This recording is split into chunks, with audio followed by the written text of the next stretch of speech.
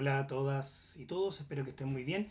Mi nombre es Osvaldo Artaza, profesor de Derecho Penal de la Facultad de Derecho de la Universidad Diego Portales. Hoy las y los voy a guiar un poco en la lectura de la cuarta unidad, pero la primera parte de la cuarta unidad, lo que corresponde a los delitos contra la propiedad en sentido estricto, ¿ya? Que son aquellos que van a ser evaluados, entonces, ustedes saben, ya el día jueves de la próxima semana.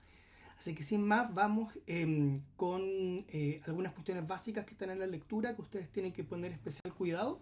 Por ejemplo, a propósito del bien jurídico protegido, estos delitos contra la propiedad en sentido estricto, tienen que tratar de entender muy bien la discusión que se ha generado respecto al bien jurídico protegido, si se trata más bien de un concepto civil de propiedad y los problemas que podría traer aparejado esa concepción, o si se trata más bien de un concepto amplio, constitucional de propiedad más bien, y que incluso en algunos casos ha sido entendido más bien como protección del patrimonio en un sentido bastante amplio. Y por otra parte, nos interesa que ustedes entiendan cómo los textos que han leído han reconocido o han entendido que algunas de estas disposiciones no pueden ser entendidas como mera protección de la propiedad, porque habría también protección de intereses diversos, ¿ya? Sobre todo que puedan entender que hay algunas figuras típicas que no pueden ser leídas como exclusiva protección de la propiedad. En primer lugar, tienen que leer algunas cuestiones fundamentales respecto al hurto simple en el texto, ¿no es cierto?, de el profesor Matus y la profesora Ramírez, el texto que ha sido asignado para la lección.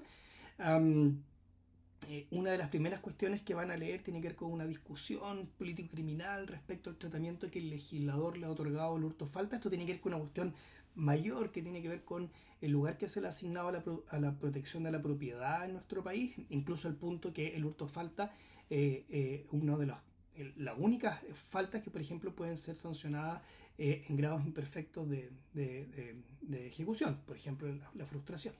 ¿Ya? Luego van a leer respecto a algunas cuestiones básicas de tipicidad, por ejemplo, quiénes pueden ser autores y víctimas del delito de hurto. Si bien es cierto, esto es un delito común, hay algunas particularidades que tienen que entender bien, que tienen que ver asociadas a qué delitos podrían eventualmente cometer las dueñas o dueños de las cosas. ¿Ya? Hay una figura específica, por ejemplo, asociada al hurto de posesión. También hay un tratamiento especial, algunos casos donde el acreedor toma las cosas del deudor para hacerse pago con esta. Y también hay un aspecto que debe manejar, que es el caso de una excusa legal absolutoria, que tiene un tratamiento particular asociado a la impunidad de quienes cometen ciertos delitos contra la propiedad a propósito de sus cónyuges o ciertos parientes. También respecto a la víctima se produce un tema interesante que tienen que manejar, que tiene que ver que, bueno, pues solamente la propietaria o propietario, la dueña o dueño pueden ser víctimas, o debe entenderse víctima en un sentido más amplio, como todo aquel que posea, por ejemplo, materialmente la cosa apropiada, o quien tenga una relación jurídicamente protegida con la cosa. Ya ponga mucha atención entonces a esa discusión respecto a quién puede ser considerado víctima. Respecto al objeto material en el hurto simple, es importante que entendamos algunas cuestiones que han estado asociadas a la interpretación de que sea una cosa mueble ajena. ¿Ya? Por ejemplo, tienen que comprender qué cosas no pueden ser objeto de hurto. ¿Ya? Por ejemplo, el tratamiento que se le ha asignado a la apropiación de partes de un cadáver, o de un cadáver, la apropiación de un órgano de un cadáver, etc. O el órgano de una persona viva. ¿Puede ser considerado un delito contra la propiedad? Y por otra parte, tienen que manejar aquellos criterios que se han esgrimido, por ejemplo, para interpretar qué es una cosa mueble.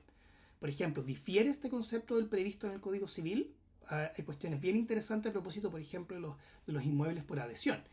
¿Cuál es el tratamiento que se le otorga a los gases y los fluidos? Por ejemplo, ¿qué condiciones debiesen cumplirse para ser consideradas como cosas corporales para efectos del hurto? Pero también, ¿qué leyes especiales se han dictado para enfrentar algunos supuestos especialmente problemáticos, por ejemplo, asociados a la apropiación o a la sustracción de energía eléctrica? ¿Ya? Por otra parte, también es interesante que los textos hacen una mención de la apropiación de datos. Ojo, que la ley vigente en la actualidad es la 21.459, no la 19.223 como están en el texto. Es importante que no se vayan a confundir. Y aquí la ley vigente, la ley de delitos informáticos, la 21.459, es especialmente relevante el artículo segundo, el acceso ilícito, especialmente el inciso segundo, y el artículo tercero de interceptación ilícita, porque ambas figuras contienen supuestos de apropiación de datos, ¿ya? Desde el punto de vista de la ajeneidad de la cosa, también es importante que manejen algunas cosas. Por ejemplo, qué cosas no son susceptibles de hurto por no cumplir este requisito, o sea, porque no son ajenas. Es relevante también, por otra parte, que el sujeto activo conozca la identidad del dueño de la cosa, o basta que conozca que la cosa es ajena, ¿ya? ¿Cuál es el tratamiento también que se le ha dado a los comuneros respecto de las cosas que poseen pro indiviso? Y diferenciarlo también de los casos, por ejemplo, de socios que se apropian de cosas que pertenecen a la sociedad, salvo, eso sí, que el socio sea administrador, tenga por ejemplo, amplias facultades para poder gestionar o administrar los bienes, en cuyo caso se podrían aplicar otros delitos que vamos a ver después. También hay que manejar y conocer el tratamiento que se le asigna a las cosas que se encuentran perdidas o al parecer perdidas. Y aquí ustedes más bien remítanse al alcance que se le otorga el delito de hurto de hallazgo del artículo 448 del Código Penal. ¿Ya? Por otra parte, también dentro de los requisitos del objeto material se ha sostenido que este debe ser avaluable en dinero, ¿ya? Por tanto, tienen que manejar bien cuál es el tratamiento que se le asignaría a las cosas sin valor, pero también la relevancia que tiene la evaluación para la determinación de la pena, ¿ya? Y por último, al respecto también tienen que manejar el tratamiento de aquellas cosas que tienen un valor que va más allá de su materialidad, por ejemplo el cheque, ¿ya? Por ejemplo un vale vista, y también distinguir qué particularidades presentaría este problema si se trata de documentos que, no sé, están al portador, que puede cobrar cualquier persona, frente a documentos que no puede cobrar cualquier persona, ¿ya? Ojo, sí, solo advertirles que la cosa sea valuable en dinero como exigencia es discutido, es discutido, no hay una doctrina unánime respecto a esta exigencia, ya que el hurto falta no tiene una base mínima, sino que máxima, y por tanto hay quienes han sostenido que como se puede ejercer propiedad en sentido más bien estricto sobre cosas sin valor, y como el hurto falta no tiene una base mínima, también hay quienes han sostenido que es posible, pero solo para que conozcan esa discusión. Respecto a la conducta típica, es muy importante que entiendan qué es apropiación y las exigencias que suponen el hurto, ¿ya? Sobre todo porque ha sido entendida como sustracción, ¿ya? Y la importancia que ha tomado a propósito de la interpretación de la apropiación en el hurto el concepto de desposesión, o como les decía, la sustracción, ¿ya? Y la importancia también que tiene el concepto de esfera de resguardo, esta idea de desposesión o afectación de una esfera de custodia o de esfera de resguardo anterior a la conducta desplegada por el sujeto activo. Y por eso es importante también entender bien el concepto de apropiación del hurto, porque así podemos diferenciarlos de otros tipos penales que también ocupan el término apropiación, como el delito de apropiación indebida del artículo 470 número 1, que en el fondo son delitos distintos. ¿Ya? Y tienen que también ser capaces de comprender por qué son delitos distintos. Respecto también a la conducta típica, el texto distinguen entre una especie de fuerza natural que es propia del hurto, ¿no es cierto?, de esta sustracción, de una fuerza legal que sería más bien propia de los delitos de robo con fuerza de las cosas, que también vamos a ver en un rato más. Respecto al tipo subjetivo, este tipo penal es bien interesante porque efectivamente no solo se compone de los elementos que son propios del hurto, sino que tiene un elemento adicional que es el ánimo de lucro. ¿Qué es lo que tienen que manejar ustedes? Las exigencias relativas al conocimiento, que es aquello que debe conocer al sujeto activo, por ejemplo, la genialidad de la cosa, etc. Y aquellas exigencias relativas a elementos que son intencionales y que solo son compatibles más bien con la actuación con dolo directo. Y esto es bien complejo porque se habla de alguna forma de exigencias asociadas al ánimo de señor y dueño, y por otro lado al ánimo de lucro, ¿ya? Fíjense esta distinción entre una exigencia de ánimo de señor y dueño y ánimo de lucro, porque hay quienes han sostenido que entonces la exigencia expresa del tipo penal de un ánimo de lucro sería más bien superflua, ¿ya? Y es importante que ustedes manejen bien la opinión del autor y la autora en el texto, que la verdad es que representa más bien una posición a esta altura mayoritaria de entender que no pueden ser interpretadas como superfluas, y por tanto el ánimo de lucro es distinto al ánimo de señor y dueño, ¿ya? es importante que ustedes también comprendan cuál es la diferencia entre el ánimo de lucro y el ánimo de señor y dueño, que es propio entonces de la apropiación. ¿Ya? Esta exigencia de ánimo de actuar con ánimo de señor y dueño la entendemos como parte de esta exigencia de que haya una apropiación en el delito de hurto. Y además que es bastante importante esta distinción entre actuación con ánimo de señor y dueño y simplemente con ánimo de lucro, porque también nos ha permitido, por ejemplo, distinguir algunos casos, o sea, distinguir entre el hurto, por ejemplo, y distinguir entre el delito de daños. ¿Ya? Respecto a las cuestiones relevantes en el iter criminis, también es importante considerar una discusión que no es menor, sobre todo porque tiene impacto práctico, ¿ya? En la jurisprudencia, en los tribunales. Es decir, este delito debe ser considerado como un delito de mera actividad, que es la doctrina mayoritaria, o si debe ser considerado como, de alguna forma, como un delito de resultado, ¿ya? Por ejemplo, puede ser considerada la desposesión como un resultado. Pongan especial atención a la opinión que se manifiesta en el texto. ¿Qué supuestos, por ejemplo, han sido calificados como frustrados por la jurisprudencia y por qué han sido calificados como frustrados?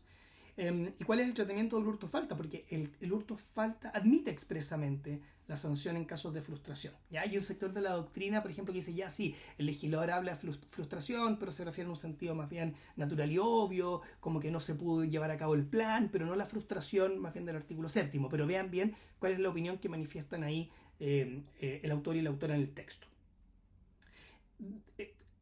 Por otra parte, respecto al iter criminis, es fundamental que ustedes entiendan y comprendan el momento consumativo del delito de hurto. Acá hay varias teorías, sin embargo, acá se ha ido decantando en la actualidad por diversas formas de comprender más bien esta idea de la constitución de una nueva esfera de custodia como el momento consumativo. Sin embargo, algunos autores le exigen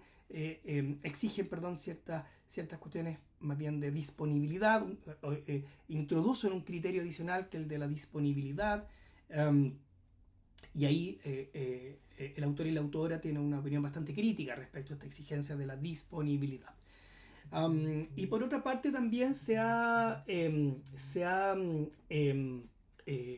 problematizado en el texto el tratamiento de aquellos casos de hurto en establecimientos de comercio, sobre todo por la relevancia que se le ha asignado al salir o no, pasar o no por las cajas registradoras sin pagar, salir o no del establecimiento de comercio. Y todo esto tiene que ver nuevamente con cómo ha sido interpretado este concepto más amplio de esfera de resguardo y de rompimiento de una esfera de custodia. Por eso es importante que ustedes entiendan esta discusión, que es bastante práctica y que permite aplicar de alguna forma estas cuestiones de iter criminis a propósito del hurto. Respecto a los concursos y determinación de la pena en el hurto, es importante que manejen la regla del artículo 451 del Código Penal, la relevancia del valor de la cosa hurtada para la determinación de la pena. Hay cuestiones interesantes, más bien probatorias, que están en el artículo 390 del Código Procesal Penal, por ejemplo, cómo se prueba el valor de la cosa. Hay una disposición del artículo 455 del Código Penal que le da cierta responsabilidad a los tribunales. Ahí el autor y la autora sostienen que esto ya sería inaplicable por las reglas del proceso penal. Y ustedes también pongan especial atención a los supuestos de hurto agravado del artículo 447 del Código Penal. Aquí es especialmente relevante entender cuáles son los supuestos de agravación y más bien cuál es el fundamento. Ahí hay varias hipótesis que de alguna forma tienen un fundamento que es común y que explica que se agrave, ¿no es cierto?, la pena del hurto. Luego tienen que estudiar otras figuras que tienen una aplicación menor, pero es importante que las manejen, que es el hurto de posesión del artículo 470 número 1 y que da cuenta más bien del tratamiento específico al dueño de la cosa. El hurto del acreedor, o lo que se conoce más bien como la falta de realización arbitraria de propio derecho del artículo 494 número 20. Si bien es cierto, esta falta tiene una aplicación que es menor, es muy rica desde el punto de vista de la discusión doctrinal, ¿ya? Se han escrito monografías enteras respecto a esta falta para poder diferenciarla más bien de ciertos delitos contra la propiedad. Es importante que ustedes conozcan cuál es el alcance de estas figuras, del hurto de posesión, de la realización arbitraria de propio derecho, es decir, a qué supuesto se aplica, ¿En qué consiste, por ejemplo, la discusión relativa a la cosa susceptible de apropiación en el tipo de realización arbitraria del propio derecho? Es decir, por ejemplo, el acreedor puede sustraer cualquier bien del deudor o solamente la cosa debida. ¿Qué criterios se han esgrimido para delimitar esta figura? Por ejemplo, la aplicación frente a supuestos de deuda exigible. O sea, es importante que manejen esas cosas. También tienen que manejar el tratamiento de lo que se conoce como hurto de uso. Es interesante porque nos lleva nuevamente a la distinción entre el ánimo de señor y dueño y el ánimo de lucro. Una persona que sustrae algo simplemente para usarlo y devolverlo, no actúa con ánimo de señor y dueño, pero puede actuar entonces con ánimo de lucro. ¿Cuáles son los argumentos que se han esgrimido para sostener su impunidad en Chile? ¿Y qué rol juega? Justamente lo que les decía de la exigencia de ánimo de señor y dueño. Y por último, lean la figura del hurto de hallazgo. Ya les dije algo respecto a esta figura con anterioridad. Luego vamos a pasar a los delitos de robo con fuerza. Y aquí es importantísimo que ustedes manejen las diferencias fundamentales con el delito de hurto, asociadas a las circunstancias del lugar, o sea, donde se efectúa, se lleva a cabo la apropiación, y que comprendan bien los medios comisivos, es decir, la fuerza. Estas son las grandes diferencias con el hurto, las circunstancias del lugar y los medios comisivos.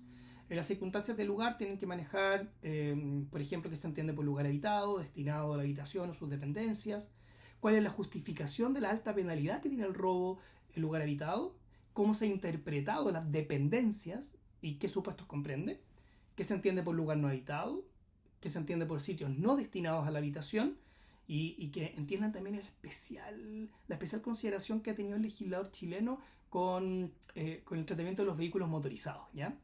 Y por último, el robo de cajeros automáticos. Respecto a la comprensión de los medios comisivos, la fuerza, hay que comprender cuáles son, dependiendo obviamente del tipo penal, ¿ya? Van a haber diferencias.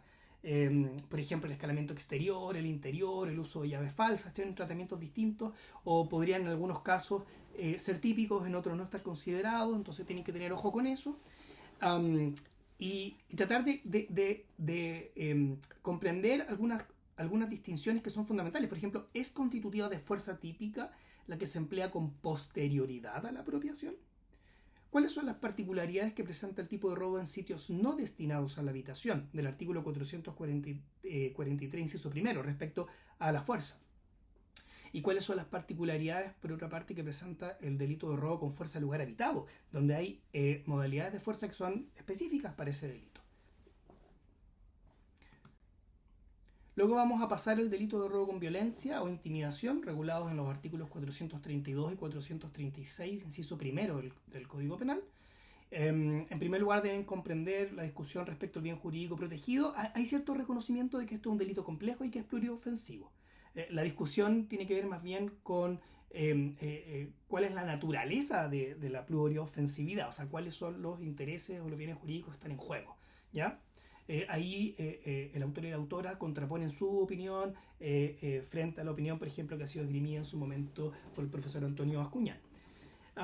Respecto a la conducta típica, tienen que manejar qué se entiende por violencia e intimidación, especialmente relevante la distinción entre la violencia y el robo simple y la fuerza, que es más bien propia del robo por sorpresa. Esto, por lo general, para distinguir entre el robo con violencia y el robo por sorpresa, ¿ya? Por otra parte, también tienen que entender cuáles son los requisitos de la intimidación. Se van a dar cuenta que les va a parecer conocido porque ya los abordamos a propósito del delito de amenazas, pero sin embargo que hay una particularidad y nos interesa que entiendan qué significa que esta debe ser inmediata, ¿ya? Y cómo se soluciona, o el requisito de la inmediatez, y cómo se solucionan los casos de amenazas de males futuros, por ejemplo. En qué consiste también la intimidación por engaño, contenida en el artículo 439 del Código Penal. Respecto a estos medios comisivos, es muy importante que entiendan la vinculación que debe presentarse entre la apropiación y la violencia o la intimidación. De hecho, ya les di una pista cuando dije son medios comisivos, ¿ya? Y cómo ha sido interpretado el artículo 439 del Código Penal. ¿Qué diferencias presenta este delito con el delito de hurto, por ejemplo, en lo que respecta a la modalidad de la apropiación? ¿Cómo deben ser tratados los supuestos en que la apropiación se produce en momentos anteriores o posteriores al ejercicio de violencia o intimidación, pero completamente desvinculadas de la misma? ¿Qué ejemplos plantean los autores? Por ejemplo, el autor y la autora de casos donde no hay una vinculación entre el uso de violencia e intimidación con la apropiación. Por tanto, no se cumplirían los requisitos del artículo 439. ¿Qué problemas ha planteado el supuesto de ejercicio de violencia e intimidación a propósito de la huida del sujeto activo con posterioridad a la apropiación? ¿Y qué relevancia se le ha dado al criterio de la solución de continuidad y por qué se le ha dado tanta relevancia a este criterio? Luego vamos a pasar a los robos calificados. Tienen que conocer cuáles son: el robo con homicidio, robo con violación, robo con castración, mutilación y lesiones graves gravísimas, y robo con retención de personas. Respecto a cada uno, tiene ciertas particularidades. Por ejemplo, el robo con homicidio, tienen que entender que requisitos objetivos y subjetivos derivan de la exigencia de que se cometa el homicidio con motivo u ocasión del robo. ¿Y qué problemas también se han presentado respecto al iter criminis, la participación y los concursos en esta figura? También tienen que comprender por qué se dice, por ejemplo, que el robo con violación es simplemente un delito compuesto, ¿ya? Que tiene que ver con la imposibilidad, a lo mejor, de cometer la violación con motivo del robo, ¿no? ¿Qué particularidades presenta el tipo subjetivo del robo con castración, mutilaciones y lesiones graves gravísimas, dependiendo obviamente del resultado producido? Y por último, el robo con retención de personas. Es importante que entiendan cuál es el objetivo de esta modificación legal que contenida en el artículo 433 del Código Penal, y qué problemas igual siguen subsistiendo a propósito de los concursos entre robos y retenciones de personas, por ejemplo, a propósito de los problemas concursales entre robos y secuestros, ¿ya? Siguen subsistiendo algunos problemas según el autor y la autora. Luego pasaremos al robo por sorpresa. Es importante que conozcan cuáles son los requisitos del tipo penal relativos al objeto material y también el tratamiento que se le ha asignado a los vehículos motorizados por modificaciones relativamente recientes. Cuáles son los requisitos respecto a la modalidad de ataque, o sea, cómo se ha entendido sorpresa, cómo se ha entendido aparentando riña o tumulto, pero también qué particularidades presenta la modalidad de ataque frente a los vehículos motorizados, que también ha sido entendida por sorpresa y bajo otras nomenclaturas, ¿ya? Luego abordarán el delito de receptación, regulado en el artículo 456 bis A del Código Penal.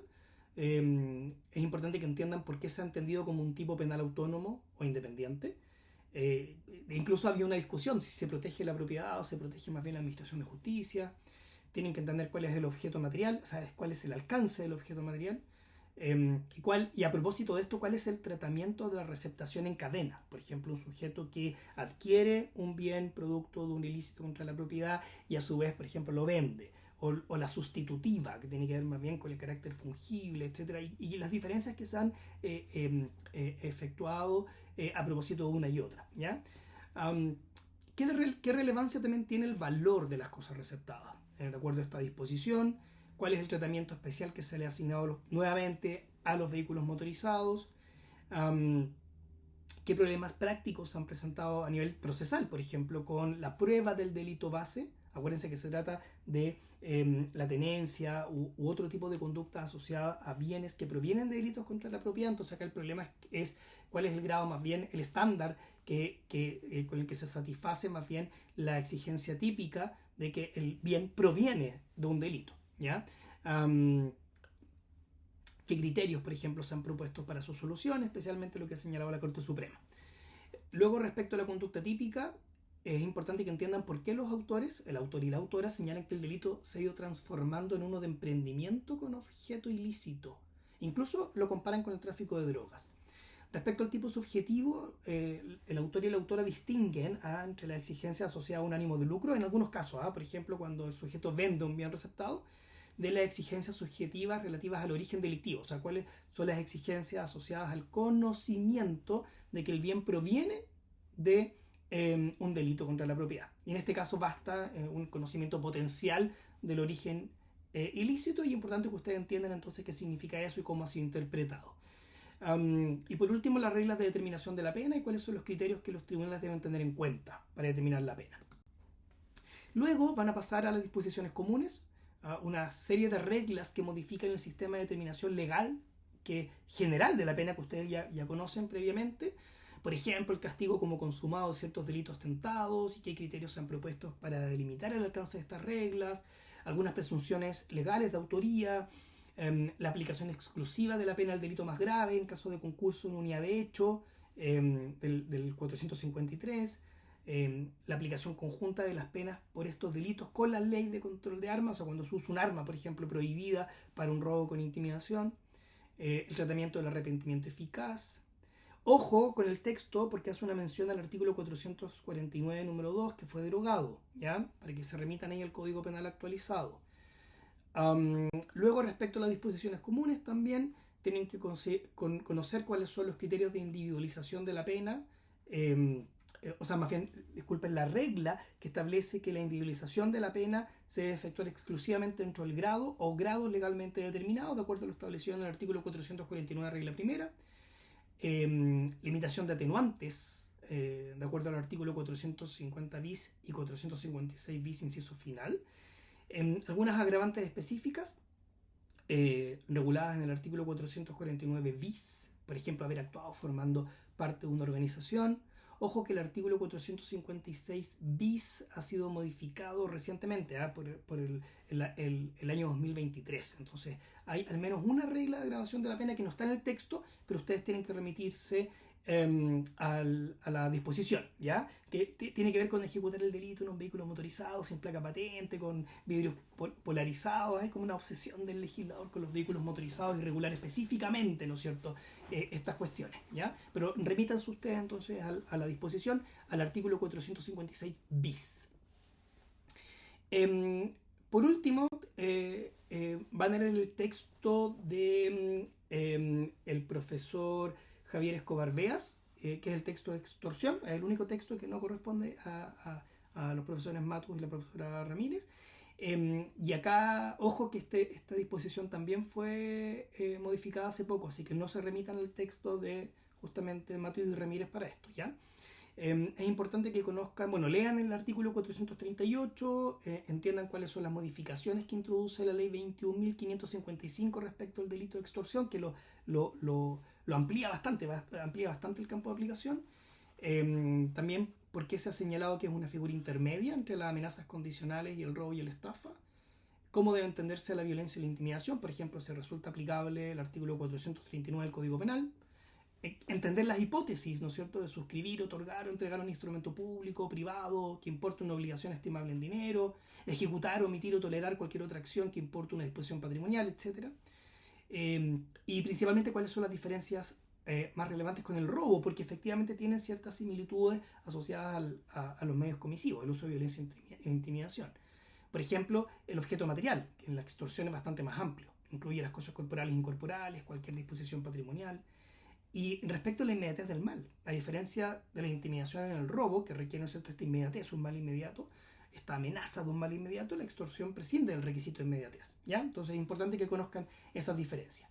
A grosso modo, esas son las cuestiones básicas que ustedes tienen que manejar para la unidad que viene a continuación. Y muchas gracias por su tiempo y espero que esta pequeña cápsula les sea útil.